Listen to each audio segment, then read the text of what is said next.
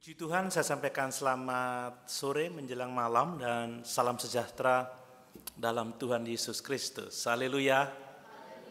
Sungguh kita bersyukur, kita memuliakan Tuhan sebab keselamatan jiwa adalah sebuah kepastian. Amin.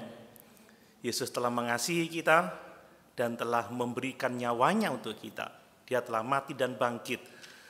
Dia telah naik ke surga dan akan datang kembali untuk memberikan keselamatan kepada setiap orang yang percaya kepadanya. Mari pada kesempatan sore hari ini kita akan belajar dari surat 3 Yohanes. Surat 3 Yohanes ada 15 ayat dan mari kita membaca bersama-sama ayat-ayat itu. Surat 3 Yohanes pasal 1 ayat 1 mulai sampai ayat yang ke-15.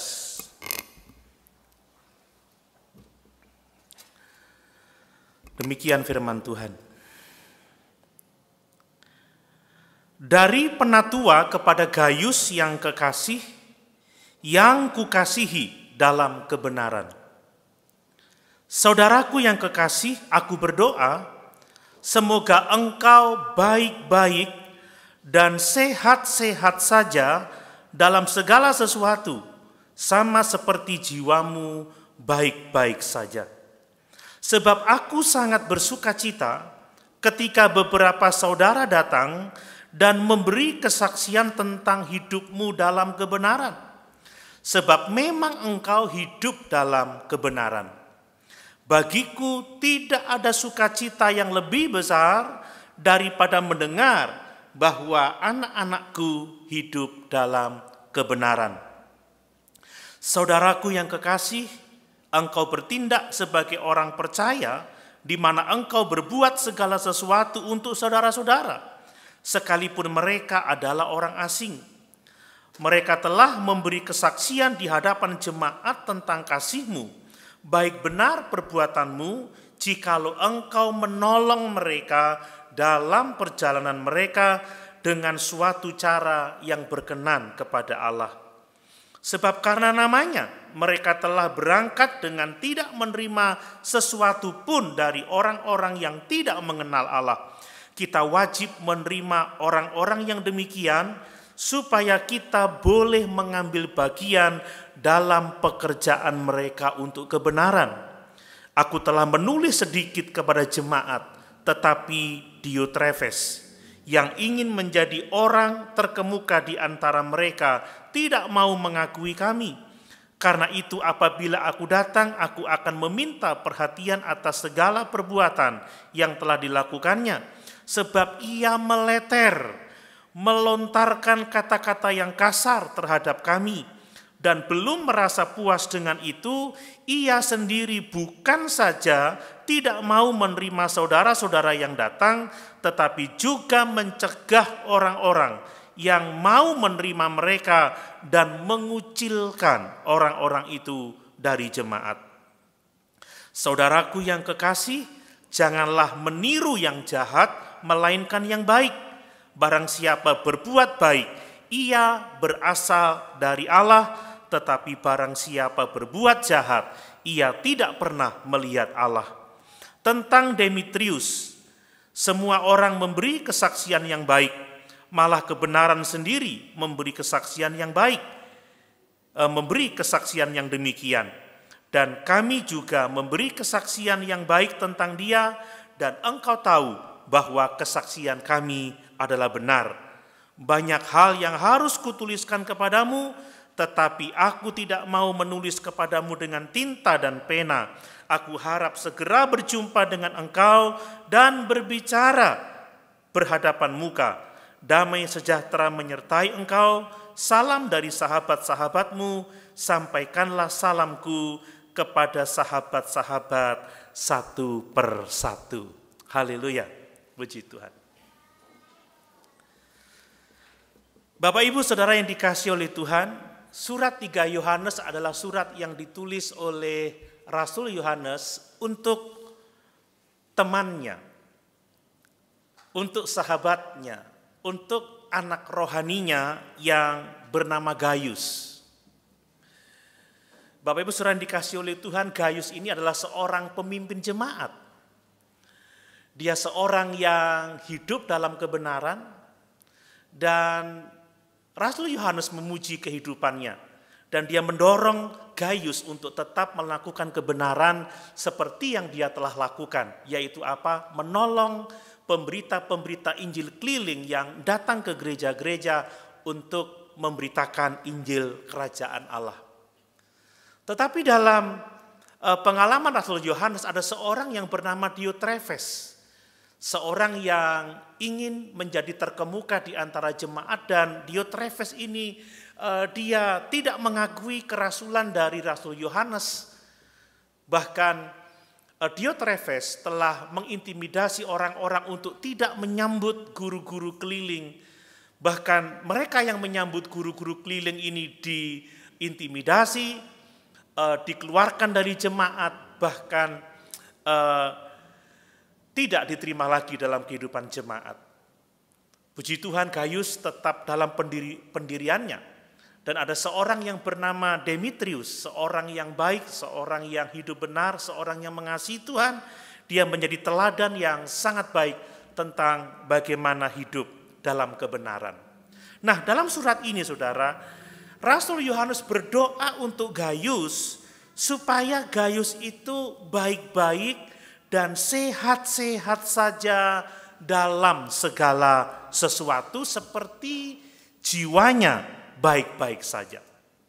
Saya ingin kita fokus pada ayat ini supaya nanti kita bisa belajar bersama-sama tentang bagaimana kita dapat menjadi pribadi dengan jiwa yang baik-baik saja. Mari kita baca lagi ayat yang kedua. Saya membaca dalam terjemahan bahasa Indonesia, terjemahan baru demikian. Saudaraku yang kekasih, aku berdoa semoga engkau baik-baik dan sehat-sehat saja dalam segala sesuatu, sama seperti jiwamu baik-baik saja. Apa yang dimaksud dengan kata baik-baik saja dalam konteks ini? Kalau saya membaca dalam terjemahan NIV ya, New International Version, dikatakan, dear friend, I pray that you may enjoy good health, ya, kesehatan yang baik, and that all may go well with you. Dan segala sesuatu berjalan dengan baik dalam hidupmu, even as your soul is getting along well. Jadi menarik sekali bahwa Yohanes berdoa supaya sahabatnya ini, temannya ini, anak rohaninya ini memiliki jiwa yang baik-baik saja. Dan di dalam terjemahan King James Version disebut baik itu dengan kata prosper, saudara ya. Ya, I pray that you may prosper in all things and be in health just as your soul prospers. Jadi jelas di sini bahwa Rasul Yohanes berdoa supaya Gaius dia prospers, dia makmur, dia sejahtera, sama seperti jiwanya sejahtera. Sejahtera dalam pengertian baik-baik saja. Nah, ayat ini banyak disalahpahami oleh orang-orang yang tidak teliti membaca dan mereka terhanyut dalam teologi kemakmuran. Karena mereka melihat bagaimana seorang rasul mendoakan supaya pemimpin jemaat Gaius ini prosper, makmur. Mereka hanya berpikir dan berhenti sampai di kata makmur, prosper, sejahtera, baik-baik saja. Tetapi mereka tidak mempertimbangkan hal-hal yang lain, apa yang menjadi maksud dari doa Rasul Yohanes ini. Kalau kita menyimak dalam seluruh Alkitab, baik perjanjian lama maupun perjanjian baru, banyak nabi-nabi Tuhan, banyak para rasul, bahkan Yesus sendiri yang tidak kaya ya. Mereka justru kebanyakan sebagai orang-orang yang sederhana dan mereka banyak mengalami aniaya. Dan yang sangat menyedihkan tentang teologi kemakmuran atau prosperity teologi ini, mereka mempromosikan kekayaan, mempromosikan kesuksesan yang sesungguhnya kalau kita tidak tidak memperlakukan kesuksesan dengan cara bijaksana, itu bukan menjadi berkat, justru malah menjadi kutuk. Orang-orang yang seperti ini, saudara, mengira bahwa ibadah itu adalah sumber keuntungan secara jasmaniah. Kita bisa membaca di 1 Timotius pasal 6 ayat yang kelima, Paulus mengatakan orang-orang seperti itu mengira ibadah itu adalah sumber keuntungan. Saya berpikir kalau seandainya penganut teologi ini mau sungguh-sungguh membaca surat 1 Yohanes, 2 Yohanes, dan 3 Yohanes dengan teliti, maka mereka akan mengerti sesungguhnya kekayaan, kemakmuran secara materi kalau tidak dihandle dengan baik, dihandle dengan hati-hati, itu justru tidak menjadi berkat, justru akan bisa menjadi kutuk. Coba perhatikan, menarik sekali saudara. Yohanes berdoa seperti ini. Aku berdoa, semoga engkau sejahtera, semoga engkau makmur, semoga engkau sehat, sama seperti jiwamu makmur, sama seperti jiwamu sejahtera, sama seperti jiwamu baik-baik saja. Kita melihat di sini bahwa kesejahteraan secara materi itu tidak boleh mendahului kesejahteraan secara rohani. Yohanes mendoakan, semoga kamu makmur, semoga kamu sejahtera, sama seperti jiwamu sejahtera, sama seperti jiwamu makmur, sama seperti jiwamu baik-baik saja. Jadi kesejahteraan secara duniawi, secara materi, itu harus berdasar pada kesejahteraan rohani kita. Tidak boleh yang namanya kesejahteraan jasmani, kesejahteraan materi ini mendahului kesejahteraan rohani. Itu bisa menjadi bahaya, saudara. Seorang yang tidak dewasa rohani ketika dipercayakan kekayaan, hidupnya bisa berubah. Bukan menjadi semakin baik, tetapi menjadi semakin jahat. Ada begitu banyak orang yang tidak siap kehidupan kerohaniannya ketika menjadi kaya, menjadi seorang yang suka berpesta pora, jatuh dalam berbagai macam dosa. Ini doa yang sangat bermakna. Bahwa kalau kita mendoakan supaya jemaat menjadi sejahtera, menjadi makmur, diberkati secara jasmani, secara material, maka kesejahteraan itu harus didasari dengan kesejahteraan jiwa atau kesejahteraan rohani. Amin. Kita harus menjadi orang yang jiwanya baik-baik, baru kita bisa diperlengkapi, diberkati dengan berkat-berkat jasmani. Sebab kekayaan duniawi jika tidak disertai dengan kedewasaan rohani, itu bukan malah menjadi berkat, tetapi kebanyakan itu bisa menjadi kutuk. Coba kita baca dalam 1 Timotius 6 ayat 9-10. Ini peringatan Paulus terhadap kekayaan, saudara. 1 Timotius 6 ayat 9-10.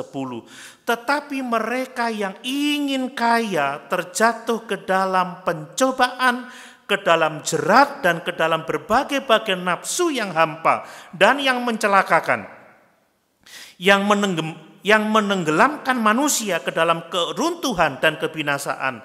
Karena akar segala kejahatan ialah cinta uang, sebab oleh memburu uanglah beberapa orang telah menyimpang dari iman dan menyiksa dirinya dengan berbagai-bagai duka. Jadi kalau kita menginginkan kekayaan duniawi, tetapi kita tidak memiliki kehidupan rohani yang baik, saudara, kita berada dalam bahaya. Sekali lagi, saudara, di tangan orang-orang yang tidak rohani, yang jiwanya tidak baik-baik saja, kekayaan seringkali tidak menjadi berkat, justru menjadi kutuk. Makanya penting sekali, saudara, kita memiliki kerohanian yang baik. Amin. Kita perlu memiliki jiwa yang makmur, jiwa yang sejahtera, jiwa yang baik-baik saja. Makanya saudara kita bisa memahami di Alkitab bahwa Rasul Yohanes lebih menginginkan supaya sahabatnya, supaya anak-anak rohaninya, supaya Gaius pertama-tama memiliki jiwa yang baik-baik saja, baru diberkati dengan materi, saudara. Itu penting. Makanya di dalam ayat yang keempat kita membaca, bagiku tidak ada sukacita yang lebih besar daripada mendengar bahwa anak-anakku hidup dalam kebenaran. Bukan bagiku tidak ada sukacita yang lebih besar daripada anak-anakku hidup makmur secara finansial, kaya, diberkati secara materi, tidak. Tidak ada sukacita yang lebih besar daripada mendengar anak-anakku hidup dalam kebenaran. Jadi jiwa yang baik-baik saja, hidup dalam kebenaran, itu harus menjadi yang pertama kita miliki. Baru kita bisa meminta berkat-berkat secara jasmani, supaya hal-hal yang sifatnya jasmani itu benar-benar menjadi berkat di tangan kita. Amin. Ini yang dikehendaki oleh Tuhan. Bapak Ibu, seharusnya kita sebagai orang tua, sebagai orang tua rohani, kita juga memiliki hati seperti Rasul Yohanes. Ya. Seharusnya kita bersukacita, dan sukacita yang lebih besar adalah kalau kita menemukan anak-anak kita hidup dalam kebenaran. Sedihnya ya, sedihnya. Banyak orang tua Kristen sekarang ini lebih bahagia, lebih senang kalau anak-anaknya sukses secara materi, ya, menjadi kaya. Siapa yang tidak senang? Tetapi sayangnya saudara, menjadi tidak terlalu senang kalau anak-anaknya itu menyerahkan hidupnya untuk melayani Tuhan. Wah, kita bangga kalau anak kita bisa jadi pengusaha sukses, bisa menjadi pejabat yang sukses, menjadi karyawan yang sukses, tapi mungkin kita kurang bangga kalau anak-anak kita menjadi pelayan Tuhan yang setia.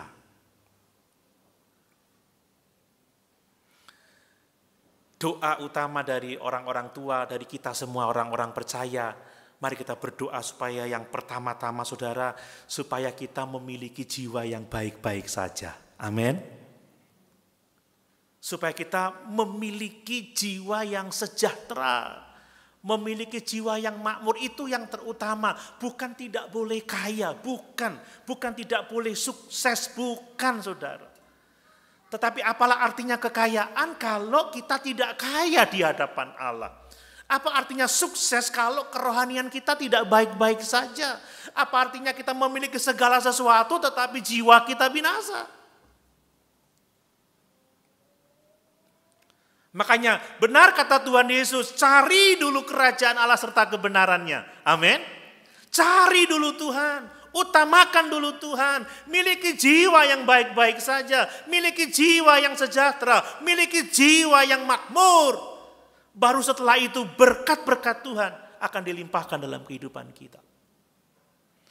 Karena berkat-berkat jasmani, kalau tidak dihandle dengan baik, tidak di tangan orang-orang yang dengan jiwa yang sejahtera, sekali lagi itu tidak menjadi berkat, justru malah menjadi kutuk. Bapak Ibu saudara yang dikasihi oleh Tuhan, dalam surat pendek ini saudara, Yohanes memberikan kepada kita bagaimana kita bisa memiliki jiwa yang sejahtera, jiwa yang makmur, jiwa yang baik-baik saja. Dan kita membaca di sini saudara, kita akan memiliki jiwa yang baik-baik saja kalau kita hidup dalam kebenaran dan kasih. Amin Bapak Ibu. Kalau kita tunduk pada otoritas firman Tuhan, pada otoritas pengajaran para rasul, dan kalau kita meneladani orang-orang saleh yang jiwanya baik-baik saja. Mari saya akan mengemukakan 3 kunci bagaimana supaya kita dapat memiliki jiwa yang baik-baik saja. Dan ini ditunjukkan oleh 3 karakter yang menjadi contoh bagi kita. Gaius, Diotrephes, dan Demetrius. Diotrephes adalah contoh buruk, tetapi itu menjadi gambaran bagi kita tentang jiwa yang tidak baik-baik saja. Mari kita lihat bagaimana cara kita mendapatkan atau memiliki jiwa yang baik-baik saja, kehidupan rohani yang makmur, yang sejahtera dari ketiga karakter ini. Yang pertama, perhatikan bahwa jiwa yang baik-baik saja itu dapat kita miliki kalau kita hidup dalam kebenaran dan kasih. Bapak Ibu mau memiliki jiwa yang baik-baik saja? Amin. Saudara, kita harus hidup dalam kebenaran dan kasih. Gaius menjadi teladan bagi kita, saudara. Kalau Bapak Ibu mengingat kembali pelajaran dari 1 Yohanes, 2 Yohanes, maka kita menemukan di sana bahwa Rasul Yohanes begitu menekankan kebenaran. Bahwa anak-anak Tuhan harus hidup dalam kebenaran. Kenapa? Ya, karena Rasul Yohanes adalah Rasul yang terakhir. Dia berbicara pada waktu usianya sudah lanjut dan dia melihat pada waktu itu gereja telah diserang dengan ajaran-ajaran palsu, diserang dengan penyesatan. Makanya dia menekankan pentingnya gereja itu hidup dalam kebenaran. Kalau Bapak Ibu mengingat pengajaran Tuhan Yesus juga berulang kali menekankan tentang kebenaran dalam pelayanannya. Dia sendiri dikatakan sebagai pribadi yang penuh kasih karunia dan kebenaran. Kalau kita membaca dalam Yohanes pasal 3 ayat 21, Yesus mengatakan, tetapi barang siapa melakukan yang benar, ia datang kepada terang supaya menjadi nyata bahwa perbuatan-perbuatannya dilakukan dalam Allah. Dan Yesus mencari penyembah-penyembah benar. Orang-orang yang menyembah dalam roh dan kebenaran. Bahkan Yesus mengatakan, akulah jalan, kebenaran, dan hidup. Tidak ada seorang pun yang sampai kepada Bapa kalau tidak melalui aku. Yesus mengatakan bahwa perkataan-perkataan Allah adalah roh kebenaran. Roh Kudus adalah roh kebenaran. Maka penting sekali kebenaran itu, saudara. Kalau kita mau benar-benar ingin memiliki jiwa yang baik-baik saja, maka kita harus hidup dalam kebenaran dan kasih. Jadi kebenaran adalah penekanan yang sangat penting dalam Alkitab. Ditekankan oleh Tuhan Yesus sendiri, ditekankan oleh Rasul Yohanes, bahkan rasul-rasul yang lain. Bertentangan dengan dunia sekarang yang menganggap tidak ada kebenaran yang absolut. Tetapi Alkitab mengatakan firman Tuhan adalah kebenaran. Amin. Yesus adalah kebenaran dan kita harus hidup di dalam kebenaran. Bapak Ibu Saudara yang dikasihi oleh Tuhan, Gaius memiliki jiwa yang baik-baik saja karena dia hidup dalam kebenaran. Tetapi menarik juga dalam ayat yang ke-6, Gaius tidak hanya hidup dalam kebenaran, tetapi dia juga hidup di dalam kasih. Coba kita baca lagi ayat yang ke-6 dari 3 Yohanes, ayat yang ke-6. Mereka telah memberi kesaksian di hadapan jemaat tentang kasih-Mu. Luar biasa. Saudara, kebenaran dan kasih tidak dapat dipisahkan satu dengan yang lainnya. Seorang yang hidup benar, dia juga hidup di dalam kasih. Seorang yang hidup di dalam kasih adalah orang yang hidup di dalam kebenaran. Tidak ada cara lain kalau kita mau memiliki jiwa yang baik-baik saja, memiliki rohani yang sejahtera, rohani yang makmur, saudara. Maka kita harus hidup dalam kebenaran dan kasih. Apa sih yang dimaksud dengan hidup dalam kebenaran? Saudara, kalau kita membaca ayat-ayat ini kita akan melihat bahwa hidup dalam kebenaran itu artinya bahwa kita mengenal kebenaran, bahwa kita mengerti kebenaran. Kita tidak mungkin dapat hidup dalam kebenaran kalau kita tidak mengenal kebenaran. Kita nggak mungkin hidup di dalam Yesus kalau kita nggak mengenal Yesus. Maksudnya seperti itu. Jadi kalau Bapak Ibu ingin benar-benar hidup dalam kebenaran, milikilah pengetahuan tentang kebenaran. Saudara, kita ini tidak secara kebetulan loh hidup dalam kebenaran. No, tidak sama sekali. Kita tidak secara kebetulan hidup benar, tidak.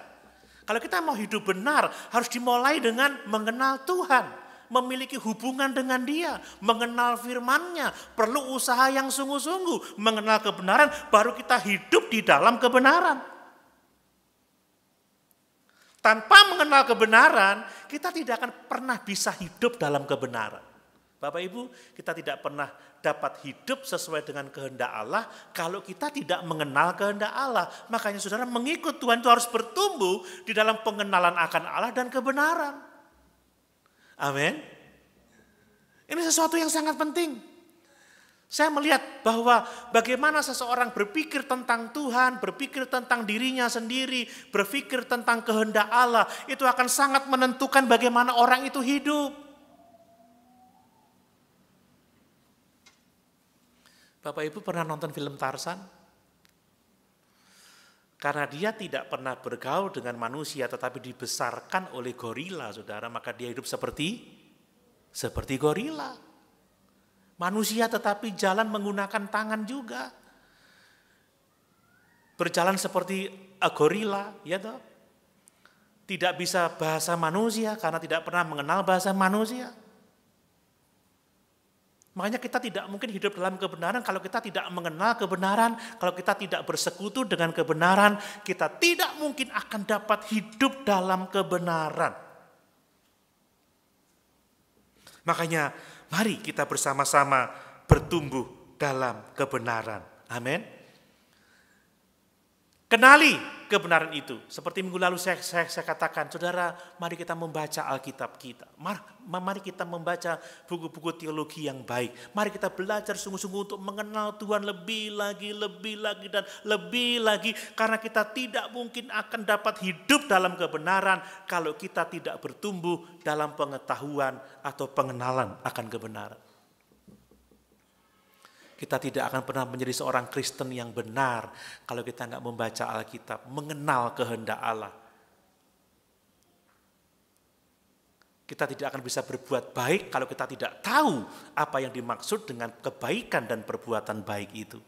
Makanya hidup dalam kebenaran itu berarti bahwa kita memahami, bahwa kita mengenal, bahwa kita mengetahui kebenaran. Hal yang berikutnya adalah bahwa hidup dalam kebenaran itu berarti bahwa kita akan selalu menghasilkan kasih, saudara. Seperti yang kita lihat dalam kehidupan Gaius ini, saudara. Bahwa kebenaran dan kasih tidak dapat dipisahkan satu dengan yang lain. Yohanes mengasihi Gaius di dalam kebenaran. Gaius yang hidup di dalam kebenaran. Dan Gaius hidup di dalam kasih. Ini dua hal yang tidak dapat dipisahkan satu dengan yang lainnya. Karena Allah adalah Allah kebenaran dan kasih, maka orang yang hidup dalam kebenaran akan dicirikan dengan kebenaran dan kasih. Kalau kita mengaku orang Kristen yang benar, tetapi tidak bisa mengasihi sesama kita, maka kita menipu diri kita sendiri. Dalam surat 1 Yohanes kita belajar di sana, barang siapa mengaku mengenal Allah, hidup dalam terang tetapi membenci saudaranya, maka dia berdusta, dia menipu dirinya sendiri. Bapak Ibu, hukum yang terutama adalah kasihilah Tuhan Allahmu dengan segenap hatimu, dengan segenap jiwamu, dengan segenap kekuatanmu, dengan segenap akal budimu, dan kasihilah sesamamu manusia seperti engkau mengasihi dirimu sendiri. Amin. Yesus mengatakan, aku memberi perintah baru kepadamu. Hendaklah engkau saling mengasihi sama seperti aku telah mengasihi. Dan kasih dari seorang yang hidup dalam kebenaran ini akan berbuah dalam perbuatan baik. Seperti yang ditunjukkan oleh Gaius. Gaius begitu baik kepada para pelayan-pelayan Tuhan, pemberita-pemberita Injil keliling. Gaius menerima mereka, Gaius merawat mereka, Gaius memberkati mereka, sehingga para penginjil-penginjil keliling ini, guru-guru keliling ini dapat melayani Tuhan dengan baik. Dan Yohanes mendorong Gaius untuk terus melakukan itu, sekalipun Diotrefes berusaha untuk mengintimidasinya. Paulus mengatakan supaya kita sebagai anak-anak Tuhan rajin berbuat baik. Amin. Tidak jemu-jemu berbuat baik. Mari saudara, Kalau kita mau hidup dalam kebenaran, mari kita bertumbuh di dalam pengenalan akan kebenaran. Mari kita menghasilkan kasih dalam hidup kita. Dan mari kasih kita nyatakan dalam perbuatan baik. Kalau kita hidup dengan cara yang seperti ini, maka dapat dikatakan jiwa kita baik-baik saja. Apakah Bapak Ibu baik-baik saja?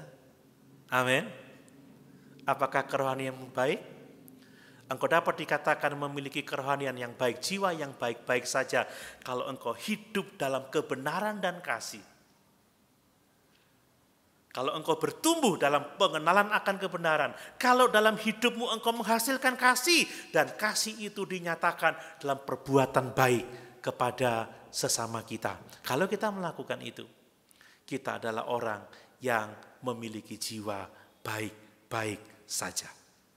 Hal yang kedua, jiwa yang baik-baik saja itu akan kita miliki kalau kita mau tunduk pada otoritas firman Allah. Kalau kita mau tunduk pada otoritas pengajaran para rasul, dalam konteks surat Yohanes ini adalah kalau kita mau tunduk pada otoritas kerasulan. Kita tadi sudah membaca dalam ayat yang ke-9 dan yang ke-10 bahwa Diotrefes, dia tidak mau mengakui kerasulan Yohanes. Dia menolak Yohanes. Diotrefes tidak menerima apa yang dikatakan oleh Yohanes. Saudara, jangankan Diotrefes memiliki jiwa yang baik, justru Diotrefes karena menolak otoritas kerasulan Yohanes, Diotrefes jiwanya tidak baik-baik saja. Dia tidak mengalami kemakmuran, tetapi dia miskin, dia melarat. Kata kitab Wahyu, dia buta, dia telanjang, dia tidak mengenal kebenaran. Diotrefes adalah contoh yang menunjukkan kepada kita tentang bagaimana seseorang dengan jiwa yang miskin, dengan jiwa yang melarat, dengan jiwa yang tidak baik-baik saja. Seperti apa sih jiwa yang miskin itu, jiwa yang melarat itu, jiwa yang tidak baik-baik saja itu? Saudara, sebagaimana kehidupan Diotrefes, saudara, jiwa yang tidak baik-baik saja itu kalau orang itu selalu ingin menjadi orang yang terkemuka.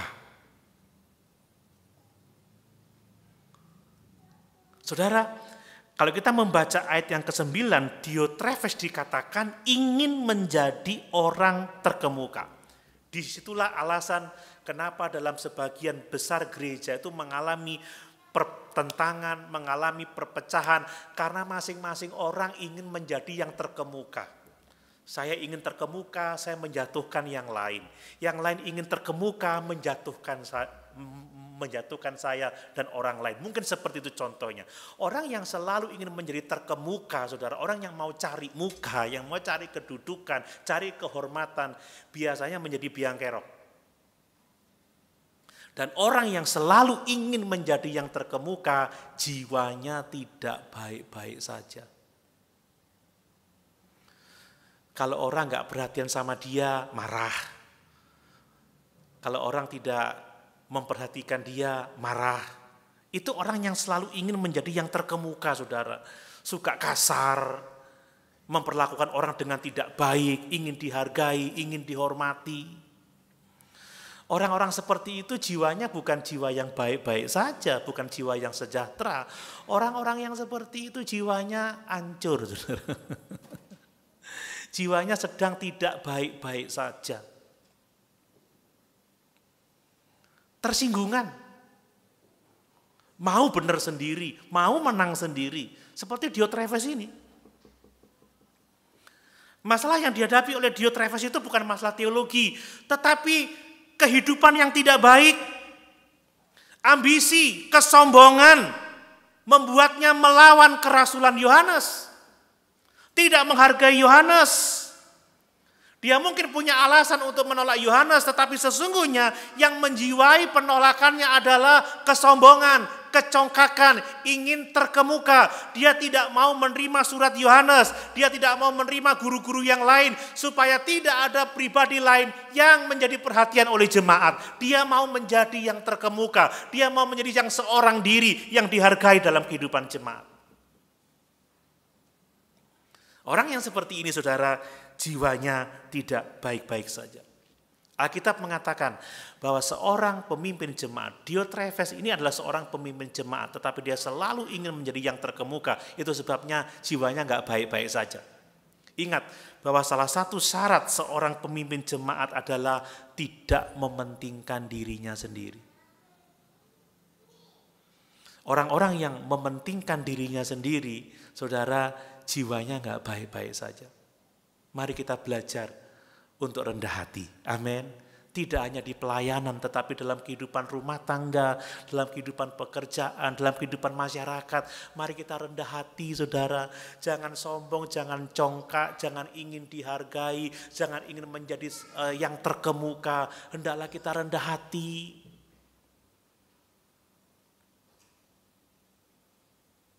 Saya selalu belajar untuk rendah hati. Bukan bermaksud saya sombong, saudara. Tidak. Tapi saya pikir teman-teman bisa menilai saya. Tidak ada keinginan untuk menguasai, untuk mengancam, menakut-nakuti. Tetapi justru orang memandang saya lemah, tidak bisa tegas, terlalu sabar. Tapi apakah saya lemah? No. Saya tidak mau menjadi terkemuka, saya tidak mau ada pengkultusan dan lain sebagainya. Karena orang yang seperti itu jiwanya sedang tidak baik-baik saja. Saudara, jangan selalu ingin menjadi yang terkemuka. Rendah hati saja. Supaya engkau memiliki jiwa yang baik-baik saja. Yang berikutnya, saudara, jiwa yang miskin, yang melarat, yang tidak baik-baik saja itu adalah orang yang suka meleter. Orang yang suka melontarkan kata-kata jahat untuk menjatuhkan orang lain. Orang-orang yang suka bergosip, orang-orang yang suka memfitnah untuk menghancurkan orang lain. Kalau orang sudah ingin menjadi terkemuka, wah, dia biasanya mulai meleter, mulai bergosip, mulai memfitnah orang-orang lain supaya dirinya terangkat, saudara. Diotrefes meleter tentang Yohanes. Diotrefes mengatakan kata-kata jahat, menuduh Yohanes ini dan itu. Ini yang kita baca dari surat itu. Dia melarang guru-guru keliling ya untuk datang ke gereja-gereja itu. Dia mau menjadi satu-satunya otoritas yang tertinggi. Dia ingin semua orang memandang pada dirinya, bukan memandang pada Yesus Kristus. Ini masalah. Dia tidak mau belajar dari orang lain. Dia mau dirinya sendiri. Luar biasa. Dia meleter, merancau, mengatakan kata-kata jahat. Dalam bahasa sekarang gosip, saudara, ya, fitnah. Gosip itu kalau kita berbagi informasi, mungkin itu benar, tetapi kita berbagi informasi dengan orang yang tidak perlu mendengar informasi itu sebenarnya. Ya, apa urusannya dengan orang itu, tetapi dia bergosip karena mau menjatuhkan. Dia mau menjadi terkemuka. Kalau fitnah itu biasanya menggunakan sebagian kebenaran, sebagian kebohongan untuk menjatuhkan orang supaya dirinya menjadi kelihatan baik. Tetapi inti dari gosip dan inti dari fitnah adalah karena seseorang ingin menjadi terkemuka. Ngomongin orang, gosipin orang, fitnah, meleter, mengatakan kata-kata jahat karena dia ingin terkemuka. Orang yang seperti itu jiwanya nggak baik-baik saja. Ini tidak hanya berlaku dalam kehidupan pelayanan ya, tetapi dalam bisnis. Dalam lingkungan pekerjaan yang lain, dalam lingkungan masyarakat, saudara. Kalau kita suka menggosipkan tetangga, memfitnah orang lain karena kita ingin terkemuka, itu berarti bahwa jiwa kita nggak baik-baik saja. Nah, jiwa yang nggak baik-baik saja adalah kalau kita menggunakan orang lain untuk mencapai kedudukan tertentu atau untuk mencapai kekuasaan tertentu. Kenapa saudara Diophragtes melarang orang-orang untuk menolak para guru-guru keliling itu? Bahkan mengancam untuk memecat mereka karena mereka mau menggunakan orang-orang untuk kepentingannya sendiri. Itu cara dunia, saudara. Dunia bekerja dengan tangan besi, dengan keras untuk mendapatkan kekuasaan. Ngancam, menakut-nakuti. Itu tanda bahwa seseorang jiwanya tidak baik-baik saja. Selain itu, saudara, selalu ada jiwa intimidasi, mengintimidasi, dikit-dikit pecat. Kalau dosen, kamu nggak lulus loh ya, nanti 10 tahun lagi kamu bisa lulus, ya udah drop out. Kalau nggak ngikuti, tentu awas loh ya, kamu punya nilai, awas loh ya. Jadi Diotrephes ini main pecat, saudara. Kalau jemaat yang ngundang, maksudnya yang melayani guru-guru yang keliling itu tahu diintimidasi, jangan teruskan. Kalau diteruskan, keluar. Ini orang yang jiwanya nggak baik-baik saja.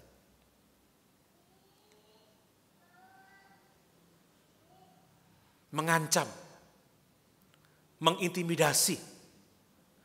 Saudara, orang yang jiwanya baik-baik saja hidup dalam kebenaran dan kasih. Amin. Amin. Bukan hidup dengan cara yang seperti ini, ingin terkemuka sehingga dia meleter, memfitnah, mengancam, mengintimidasi, menakut-nakuti. Orang-orang yang seperti itu tidak memiliki jiwa yang baik-baik saja. Dan yang terakhir, saudara, jiwa yang baik-baik saja itu kalau kita mau mencontoh teladan yang baik, mencontoh teladan yang saleh, itulah Demetrius, saudara. Kita membaca di ayat 11 dan 12 tadi, bahwa Yohanes berbicara tentang Demetrius, dan dia berkata kepada Gaius supaya dia tidak mencontoh yang jahat, tetapi mencontoh yang baik, saudara. Saudara, bagaimana kita mencari contoh yang baik? Saudara, orang yang baik hidupnya selalu ditandai dengan buah-buah Roh Kudus. Amin. Ada kasih, ada sukacita, ada damai sejahtera, ada kebaikan, ada kemurahan, ada kesabaran, ada penguasaan diri. Pekerjaannya baik, saudara. Tingkah lakunya sejalan dengan kebenaran firman Allah. Dalam kasus Demetrius ini, saudara, semua orang bersaksi bahwa dia baik. Bahkan Yohanes sendiri menyaksikan bahwa Demetrius itu baik. Seorang yang saleh akan dikatakan saleh oleh orang saleh lainnya. Dan orang-orang yang seperti itu harus menjadi teladan bagi kita sendiri. Bahkan dikatakan kebenaran sendiri itu menyaksikan bahwa Demetrius itu adalah seorang yang saleh. Saudara, Demetrius tidak seperti Diotrephes. Dia tidak mendominasi, dia tidak mengintimidasi, dia hamba yang rendah hati. Dia tidak egois, tetapi dia menerapkan kasih ilahi, saudara. Dan kalau kita mau melakukan itu, kita akan menjadi orang-orang dengan jiwa yang baik-baik saja. Mari, dalam hidup ini, saudara, yang terutama kita mengutamakan Tuhan. Amin. Kita mencari dahulu kerajaan Allah. Bukan tidak boleh menjadi sukses, bukan tidak boleh menjadi kaya, tapi mari yang pertama-tama kita membangun jiwa yang baik-baik, jiwa yang makmur, jiwa yang sejahtera. Sebab kemakmuran finansial, kemakmuran materi itu justru akan menjadi malapetaka kalau jiwa kita tidak baik-baik saja. Tetapi kalau jiwa kita baik-baik saja, kita siap menerima berkat-berkat jasmani dengan tidak harus jatuh dalam berbagai-bagai macam dosa. Amin. Mari kita hidup dalam kebenaran, hidup dalam kasih, dan jangan ingin selalu menjadi yang terkemuka. Tetapi mari kita meneladani yang baik, meneladani yang saleh, supaya jiwa kita baik-baik saja. Amin. Sama-sama kita berdiri.